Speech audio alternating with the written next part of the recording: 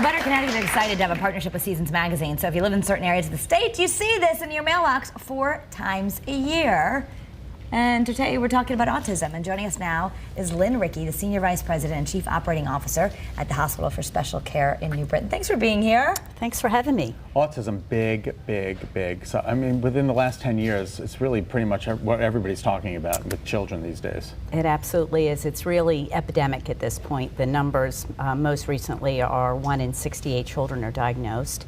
And that number just continues to skyrocket. There's already predictions that when the CDC looks at it again, the numbers will be staggering as well. Is there any reason, have we gotten any closer to figuring out why we're seeing more of it? Is it just that we're diagnosing it more, or something really changed among our children? It's very controversial. It depends on who you ask. I guess the short answer is no. We still don't know why. Predominantly boys still? It is more boys than girls. Yeah. Yes. That's incredible. I mean, I'm wondering if there was autism when I was a kid and it just was called something else. I'm sure that there was. Yeah, and I'm sure that there was. It's incredible. So in Seasons Magazine, there was going to be a great bunch of literature about autism. That's right. And you're going to be spreading some knowledge for everybody out there to help. We are. I'm the Chief Operating Officer at Hospital for Special Care, where we developed an autism program actually that opened in 2012.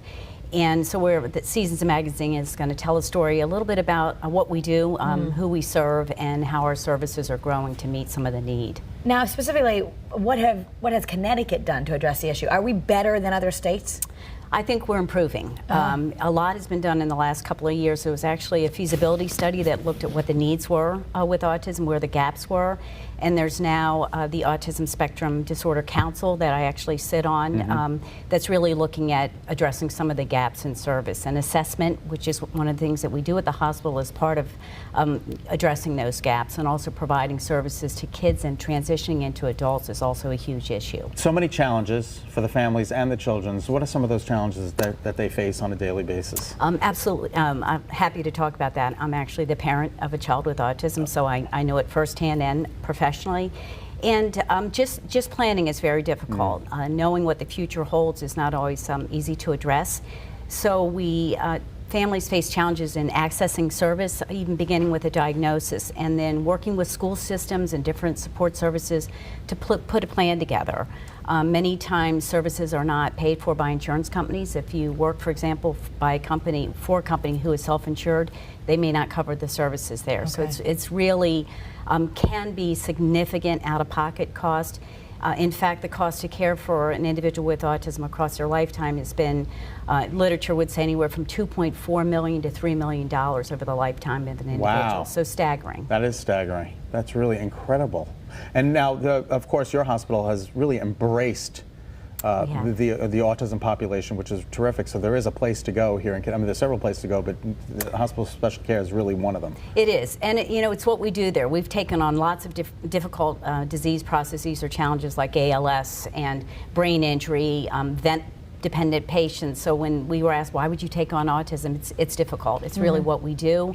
And we created a center that is actually going to be certified as a patient-centered specialty practice, which is a mouthful. But it's actually something like a medical home, which we've heard something about, which is a place where you can come and have all your services coordinated, which is really important. So helpful. Yes, because it gets very confusing. There's so many different therapies, and you just, which one do I go to? How do I pay for it? So to have sort of an ombudsman who could That's a great way to put it. That's a great way to put it. Early detection. Very important. Very important. Critical. And to get the child services that they need. Absolutely. It shows that the more you intervene, the faster you intervene, the earlier you intervene, the better the outcome will be, and the more functional the individual will be. Great. And we want to let people know about an event tomorrow night, September 19th, 6:30 in Middletown, and it's at the Mains and Motion Therapeutic Riding Center. It's a great place. Right. Yeah. So what will be going on there?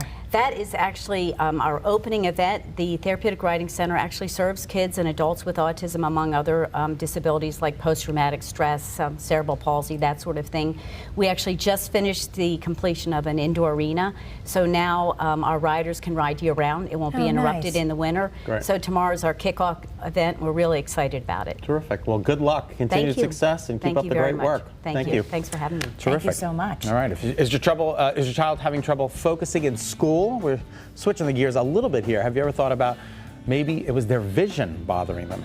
A doctor in West Hartford is introducing us to vision therapy. Melissa Cole is telling us about that next.